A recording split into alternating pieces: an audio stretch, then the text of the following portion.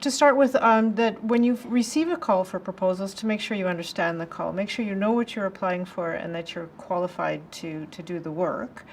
And then also to think about what your value added is in your proposal that you're going to write. What's going to make you stand out from everybody else? And lastly, I would encourage you to look at organizing for clarity. So make sure the proposal looks smart, it's organized, you have heading, you've got accessible language, and that your readers will be able to understand what you're going to do and how you're going to do it and why you're the best candidate to do it. My goal today is to be here less than 15 minutes and share with you some insights. I am, as was mentioned, an independent consultant. That's my current hat that I wear. I've also worked for many organizations, a number of organizations, and wrote proposals on their behalf. And interesting, when you said I had 15 years of experience, I thought, oh, I guess I should update that. I actually think it's like 30, if I'm honest. But this is one of my, a tip somebody gave me once, I read it somewhere, something about not putting these huge years of experience in because it just seems a little ridiculous and ages you actually. So anyways, but over the years I've worked for many organizations, written many proposals, but I think actually the foundation of what I have done in my life started when I started doing like a master's degree and a PhD, because I was always really broke. So I always needed money. I always needed scholarships or grants or someone to help me pay for this great ambitious thing I wanted to do. So right from the start, I had to learn how to write something that would convince someone to give me money, how to put things on paper that people would actually read and it would win. So a lot of what I have to say is of use for many purposes, not just writing the proposal for the international organization. All right, so I've got 19 tips for successful proposals, and my title is actually my first lesson, because when I sat down and I said, well, what can I think of? What could I share with these people in this room? I thought of 19 things. And so I thought, well, you know what, I'm going to give them 19 things. I'm not going to turn it to 20 or 15 or 10, you know, a nice clean number. And that's my first tip, is when you're writing a proposal, give the reader what they need and no more. Don't fill it with a bunch of stuff they don't need. Just leave it to what you really need. And in this case, I came up with 19 things. And consider your time and resources. It was my first thought. So proposal writing is an investment, whether you're running a company or you're a student or you're writing a grant proposal. It's a big time investment. So look carefully at what you're doing and think, is this worth my time and resources? Like, what is my time worth? And consider that. And that follows closely with, are you qualified? So almost always, organizations that are sending out a call for a proposal will list the qualifications, and I suggest you thumb through to that piece, which is often at the end, early on, and see, do I have these qualifications? Because, as you know, the landscape is very competitive, and if you don't have the qualifications, you might, you know, you're unlikely to make the mark. So that, you know, deciding whether or not to put your time and resources in is deciding, do I really have these qualifications? And sort of close to that is understanding the call. So that document that comes out, the call for proposals, is like a little piece of gold. It's what the funder has given you as your roadmap. So go through it, print it off, write all over it, pen it up, and really make sure you understand what are they wanting and can I do this? And when I answer this, what would I contribute? Now the fourth one is to ask questions. Yeah, there's 5 on this slide. The fourth one is to ask questions. So sometimes, not always, there'll be a contact person or a place where you can post a question. And I would encourage you to always ask a question. So always send in a question. I mean, probably you're going to have a question, like a legitimate question, because while the funder wrote the call and they understand what they want. You're reading it, so you don't have insider knowledge that they would. So, but it's also just a good way to get your name there so that they know they pay attention to who your name or your company, who you are, and you might even, if you're lucky, be able to engage in a bit of conversation. And a lot of times these organizations will post these questions for other people who have put in an interest to apply. So pay attention to those as well when those come out, looking at those questions, because they'll often post them back to everyone. And my fifth point is to partner for success. So that goes up to number 2, are you qualified? Well, if you're not qualified, it doesn't mean you can't apply. Like a lot of us can't be the jack of everything. Like I'm a specialized person. I work largely in maternal and child health and monitoring and evaluations. So I have a very specific skill set, and sometimes I need to bring on partners. A recent proposal that I was working on had a wash component. Yes, I know lots about wash. Am I an expert? No. So I brought on a wash person. Water and sanitation and hygiene. So I brought on a person who would know about those things, so that I could, we could have a team that would have that particular skill set. So partner for success. And I guess that relates to, if you need somebody with a skill set, I would caution you about just picking anybody, like putting a note out on LinkedIn and connecting with anybody. Like look in your circle first, your inner circle, people you know. Maybe reach out to people you know, other people that they know, like expanding a little bit. But I would caution you from bringing on total strangers from across the world.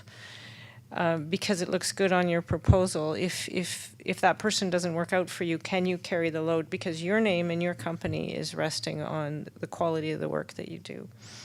6th point is to use templates wisely. Templates are fabulous. You can't run your business or your company without a template.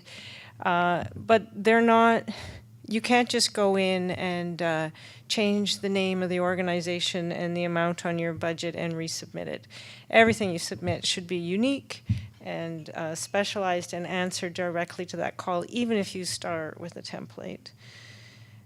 Number 7 is do your research. So the call will often include a background piece on something about the organization or statistics in the country, something like that. But go a step farther. When you write your proposal and you put in your background piece, go in and find something else. Like, recently I applied for a maternal child health project, and the call had actually outdated statistics in it.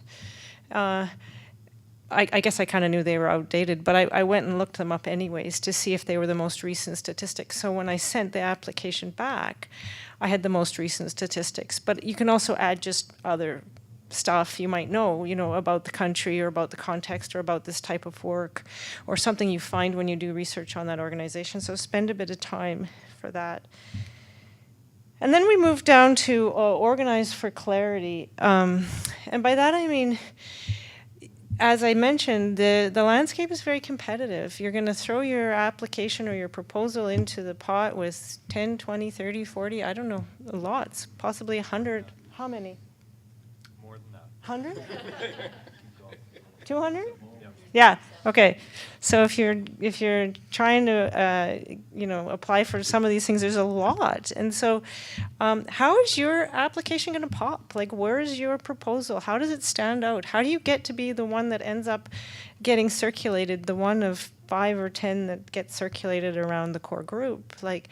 And this has a lot to do with organization. It has to do with your skills and your everything you can do, but it has also to do, a lot of people will have a lot of great skills and really could do the work, but if you can't put it on paper, if it doesn't pop out, if they're not going to look at it and say, look at this person, if they can't thumb through it and see all the little different headings and all the bits that are clearly explained and easily explained in accessible language, then you're not likely to get to the top. 9 is think through your methods. So every proposal has the methods section, It's often not the first thing, but if the funder is considering you, that's where they go. They're going to go look at your methods. And a lot of times these calls will sort of give you the methods, like they'll say, we want you to do focus groups and a household survey or whatever they want you to do. And you can just give that back to them, put that in your methods and give it back to them just as it is. Or you can really think it through and you can add some value to it. And I would caution you to not change it a lot at the proposal stage, but it's okay to suggest, well, we could do focus groups. I suggest we do this many or in this many districts, or there's another thing I can think of based on what I've done in the past. Like, try to add a little value to those methods and make it something that just has a little piece to it that makes people think, hey, this person might have something to add here. And there you go, and that just leads into the next point, is what's your value added? Like, why are you different than the 200 proposals that are on the desk? What makes you and your team better than everyone else? And think about that and make that pop in your proposal. Writing. It's all about the writing, sort of. It kind of is all about the writing. It's kind of about also having something good to write about. But think about how you're writing, pay attention to how you write. Lately, I've been using, there's a little feature on your computer, it's the read aloud feature. It's up there if you're using a PC anyways. That'll read your text back to you. Use that feature because you'll be able to hear, maybe I'm an auditory learner, if you'll be able to hear what you've written, and you'll be able to say, oh, hang on, that isn't really very clear, or, oh, I put of and it should be if, or something crazy, like your spell checker has fixed something and it's completely the wrong word. And so think about your writing. And I think, a lot of people in this room have a lot of education, a lot of skills, a lot of background. Like, it's okay to simplify your writing, to use something we used to call simple language, like simple writing, like to stay away from the really high-tech writing and write things out clearly. I actually had feedback recently from, it was actually a local NGO that had put out a call for a small little study for language assessment centers. And later, after I had done the work, he said, the thing I really liked about your proposal is that I could understand it. That some of them came and they were so technical and they had all this stats and all these fancy things, and I didn't know what they were going to do. But I understood what you were going to do. So watch your language and make it be clear. And that goes into using acronyms. Everybody loves acronyms in this field. There's a gazillion of them, but do you really need to use them? Even things that are commonly known, if you're only referring to it once or twice in your proposal, write it out. So that your paragraphs aren't filled with all these acronyms and the poor person trying to read it is lost and having to flip to the acronym page to figure out exactly what you're talking about. Or if there's acronyms that aren't really well known, I would suggest writing them out. Include a cover letter. I don't know if that's standard issue, but that's what I do. You put a cover letter on anything. When I talk about having your application pop, your cover letter is the thing that's going to make the difference. So your cover letter is 1 page, and it's got big margins. It's not, really wide margins and crammed in a whole bunch of text. It's got some white space on the page. And in there, in that little bit of space you have, you tell the funder everything about, this is what I bring to the table, this is what's unique about me, this is about my team, this is about my company, and it's just this one front page. Because I think a lot of times, maybe we'll get insights about what really happens in the, I'd love to know actually, like, but I feel like, they open it up and look at the cover letter, and from there they decide whether they're looking at the rest. Maybe we'll get some insights on that. So Oh, I'm on 14. Risks and limitations. So, a lot of times we put all this work, we do our introduction and we get our methods, and by the time you've done the methods, you're exhausted. You're like, really? You want me to write about risks and limitations? Like, okay, fine, I'll make a section, I'll call it risks and limitations, and I'll think about it for 5 minutes and I'll throw something in there. No, risks and limitations, think about them. I just did an inception report for doing work in South Sudan. My risks section was 4 pages long.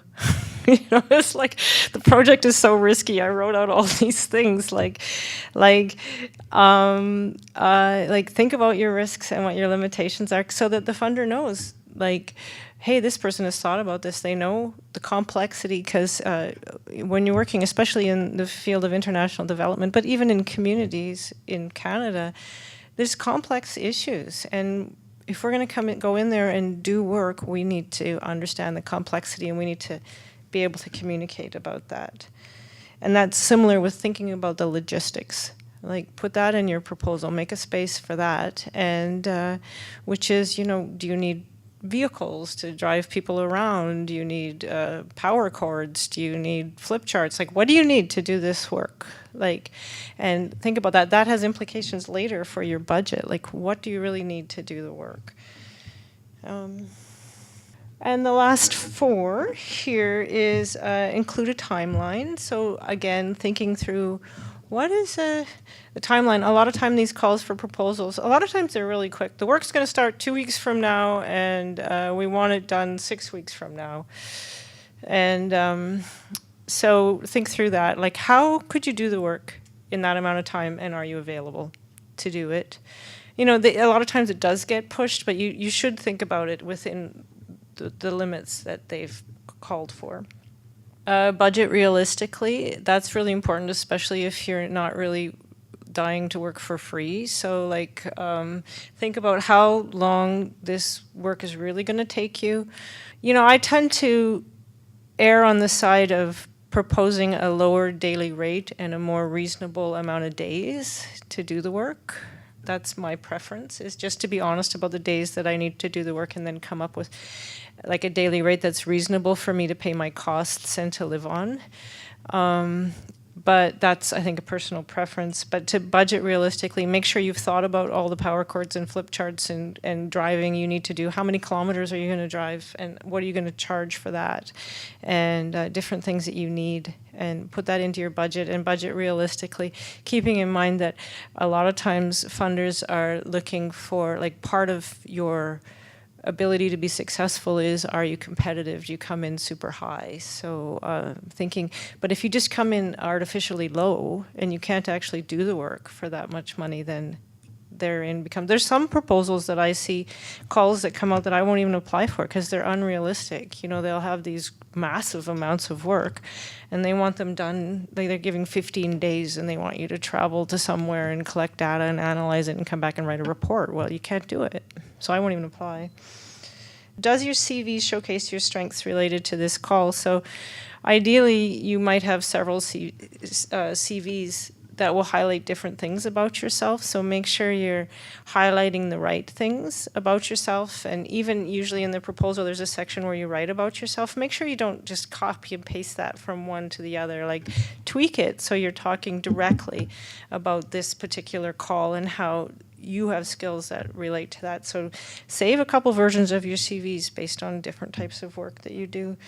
And update your LinkedIn page and your web page. Like, make sure they're up to date and they're there. And in your cover letter, put in your links and make sure your links are working. Because if they're interested in you, they will click on those links and they'll see. Because there's the place where you can really highlight yourself. You have no page limits. You can just write all your stuff in there. And if people want to read it, they can. You can have as many pages as you want. So make sure you have that all up to date. Thank you.